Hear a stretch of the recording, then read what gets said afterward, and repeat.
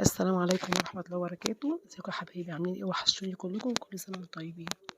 النهارده بقى قلت اغير شوية وهعمل حبة سمك حلوين. جبتهم الصبح بدري كده، حاجة فريش وحاجة كويسة قوي. بصوا بقى كده، انا عندي مكاريل، عندي مكرونة سويسي، عندي كابوريا، وكان عندي كده قطعة فيليه في الفريزر مطلعاها كده بقى لها ايه، ساعتين فكت.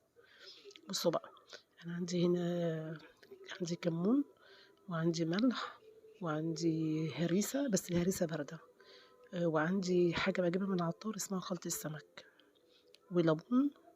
وهعمل بقى أحلى خلطة معاكم إن شاء الله.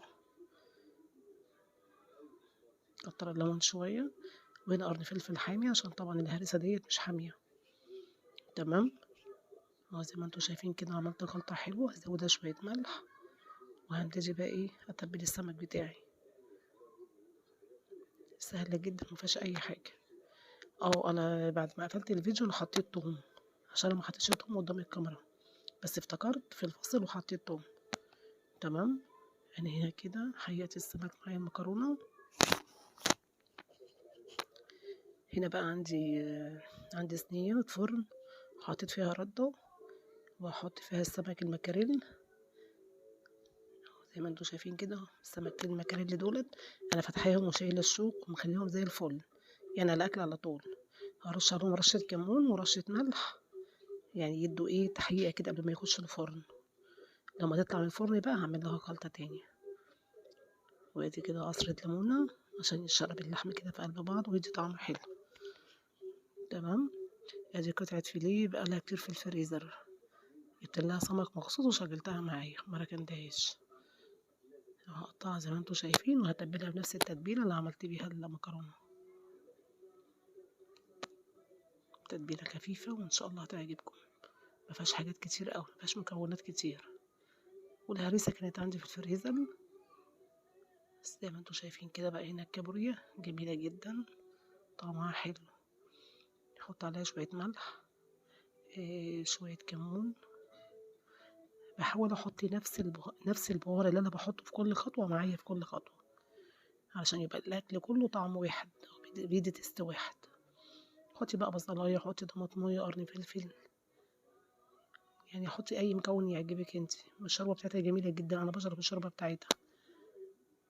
زي ما انتوا شايفين كده، وعصر الليمون. حطيت نفس البهارات، ادي قرن فلفل حامي. زودة بقى شويه ميه وهرفعها على النار. يا حبايبي زي ما انتوا شايفين كده، شويه ميه وحطها على النار. بصوا بقى، عندي هنا دي فيجيتار. اذا انت بتقولي فيجيتار، فيجيتار. جربي الفيجيتار الناعم مع السمك. الطريقه دي بقى انا واخداها من السماك وجميله جدا.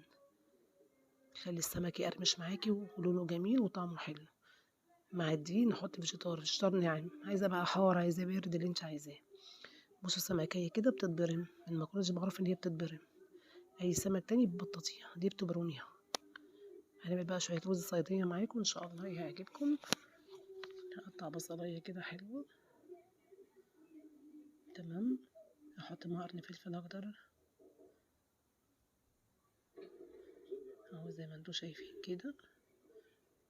ولما تبتدي تتلمع معايا شويه اهي، هحط بقى شويه فلفل الوان، شويه فلفل اخضر. نفس البهار اللي حطيته في السمك هو نفس البهار اللي هحطه في الرز، نفس الحاجه. توم باودر، واحط كمون، واحط خلطة سمك، احط ملح، شوية كركم. الحاجات دي بتدي طعم جميل جدا.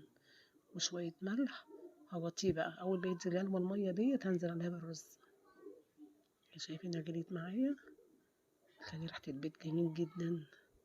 هنحط شوية الرز، هيتشرب بقى مع نفسه على ما انا اكمل بقى الحاجة التانية. انا هنا بقى هقلي المكرونة.